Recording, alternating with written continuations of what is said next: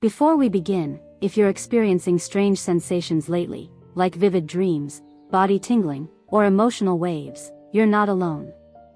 This video might explain everything you've been silently going through. Hit like, subscribe, and stay with me until the end. What you'll hear might change how you see your own soul. Have you ever felt like something inside you was shifting, even if nothing around you had changed? You look at the sky and sense it's not the same. You lie in bed and feel your body buzzing with an invisible current. You wake up after a vivid, symbolic dream that haunts you for hours. This isn't imagination. Many spiritual practitioners, energy healers, and even some psychologists have begun speaking about energy shifts and vibrational upgrades in the human collective. These shifts refer to the subtle changes in our energetic frequency, our inner vibration, as the earth itself moves into a new spiritual cycle. Think of it as tuning an old radio. You're not broken, you're just being recalibrated to a new station. And with this upgrade, your entire being starts to react. Some of the most reported symptoms include dizziness or unexplainable lightheadedness, as if your body is temporarily adjusting to a different gravitational pull. Insomnia or interrupted sleep cycles, not caused by anxiety or stress, but by energetic surges at night. Vivid or symbolic dreams, where you meet ancestors, revisit childhood scenes, or receive cryptic messages. Body tingling, vibrations, or heat, especially in the hands, chest, or between the eyes, third eye area. These are not just physical anomalies. They are calls to awaken. You are being invited to align with your higher self. And this process is not always comfortable. It asks you to confront buried emotions, outdated beliefs, and the inner child you may have abandoned long ago. Let's go deeper. Every energy shift is more than a cosmic upgrade, it's an emotional detox. When your vibration rises, old pains surface. Unprocessed grief, repressed memories, hidden wounds, they start to bubble up. But why? Because your frequency and your pain cannot coexist forever. The body remembers everything your mind tries to forget. That's why, during times of spiritual ascension, people often feel emotional without knowing why.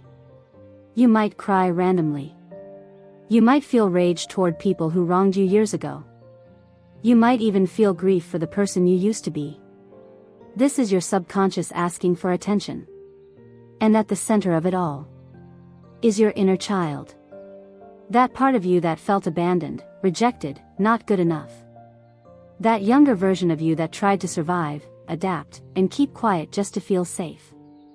When your vibration increases, it doesn't just pull you toward light, it pulls everything hidden in the shadows up to the surface. Healing isn't just about reaching the light. It's about hugging the parts of you that were left in the dark.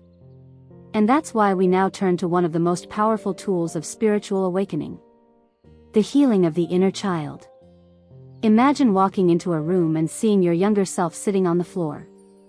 What would you say to them? What would they say to you? The inner child is not a metaphor. It's a real energetic presence inside your psyche. A living memory.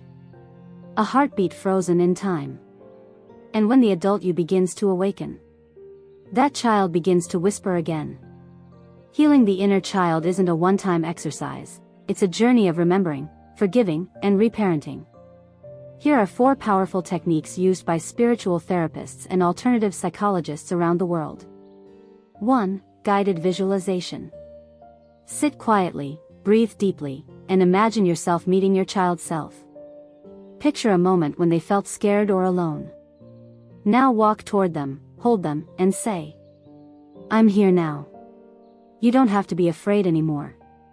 These images go beyond imagination, they rewire the nervous system. 2. Journaling conversations. Write a letter from your inner child to your adult self. Then reply. This allows deep, unconscious patterns to rise, giving you insight into your behavior and emotional triggers. 3. Affirmations for inner safety. Repeat aloud or write these daily. I am safe now. I give myself permission to be free. My pain is valid, but I choose healing.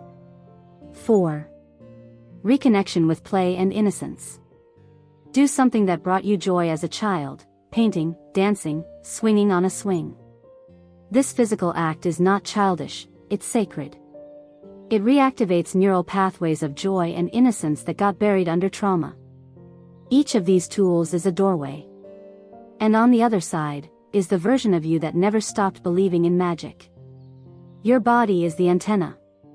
Your soul is the receiver. And your inner child is the original blueprint of your true self. The energy symptoms you're feeling, whether they show up as restlessness, heart palpitations, or emotional floods, are not mistakes. They are invitations to reconnect with the parts of you that need light. When you heal the inner child, your frequency stabilizes. When you stabilize, you begin to channel truth, peace, and a deeper connection to Source. You may notice that after deep inner work, your physical symptoms soften.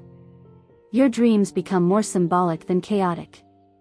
Your relationships evolve naturally. Some people leave, others arrive. Because when your energy changes, your world changes too. What you're going through is sacred. It's not always easy. But you are not alone in this process. Thousands are awakening alongside you. And each shift, each tear, each dream, is part of your soul's way of whispering. Come back to me. Come home. Your symptoms are signs. Your emotions are messages. And your inner child? They've been waiting for you all this time. Breathe. Feel. Heal. And when the time is right, shine. If this message resonated, please like and subscribe. Share this with someone who's been feeling lost or overwhelmed. You might just give them the confirmation they were waiting for.